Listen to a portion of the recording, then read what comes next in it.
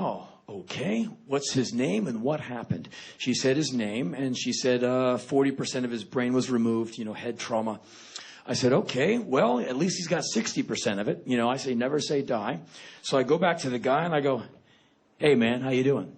And he looks up, his eyes focus, and he smiles, and he says my name.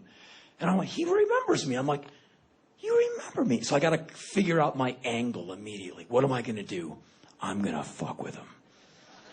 Motherfucker. He's like, huh? You thought you could get away from me, didn't you?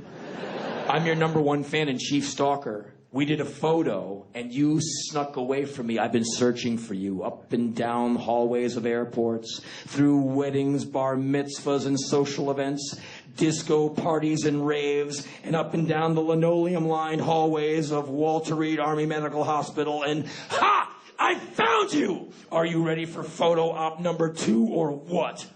Big smile across his face. He goes, yeah. I said, move over. I'm coming in. So I kind of get in bed with this guy, and the mom is like, oh, my God.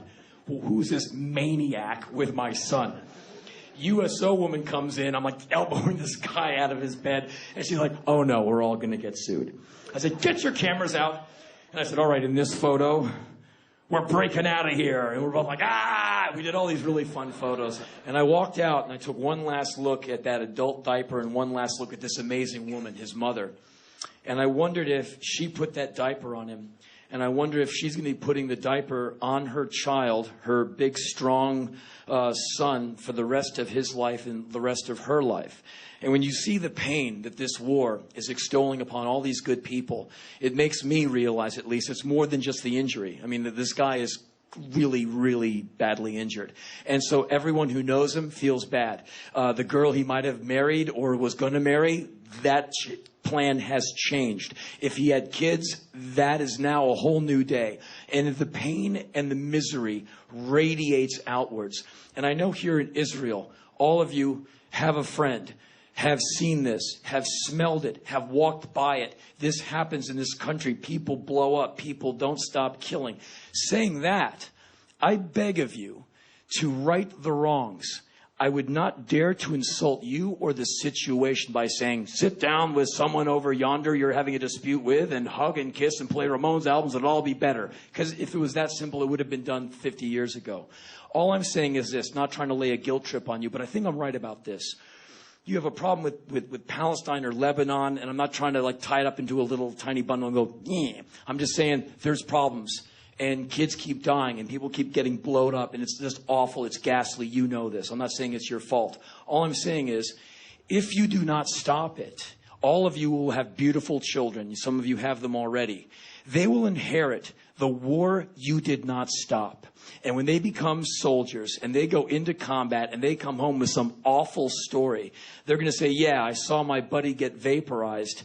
Why are we doing this? And the only honest answer you'll really be able to say is, because I didn't stop this. Because I didn't stop this on my watch. It should have been me and my generation who stopped this shit so you would not have to endure this horror. Your parents gave you this one.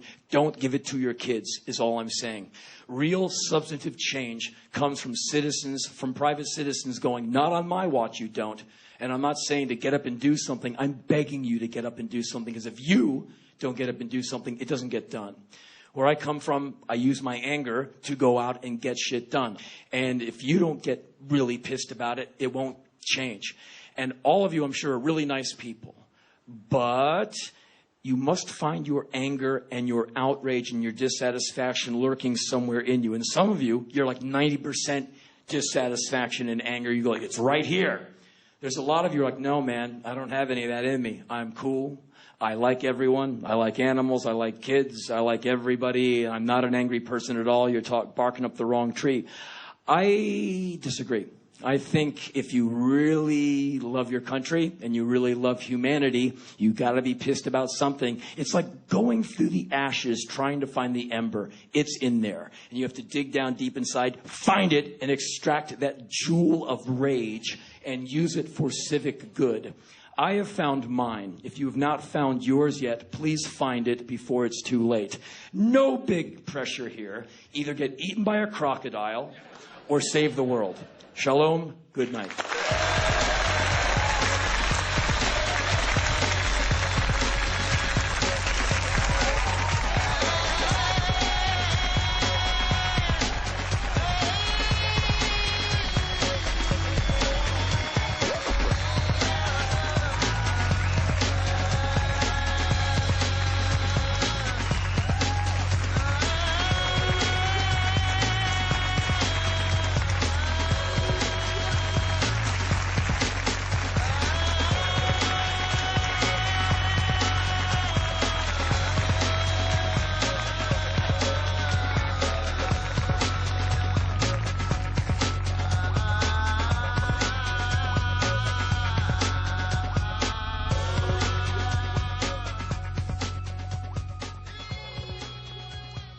No, this is the lowest place on Earth.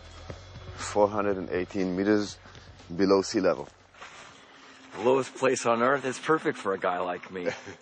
Now, I've been told that the water has a very high salinity. It's very salty. It's chock full of minerals and very good for me. Good for my skin. It would be great for your skin, yeah, especially for your tattoos, I guess. Oh, it's going to make them come off? Don't count on it, no. So I'm going to go in there and soak for a while and come out and I'll be George Clooney. Go ahead. Make your day. You can float. Just lie on your back and you can float. Nope. You know, you cannot drown in this ocean. Oh! Oh! That's wild! It's real fucking cold, though. How long do I float in here before my skin gets better?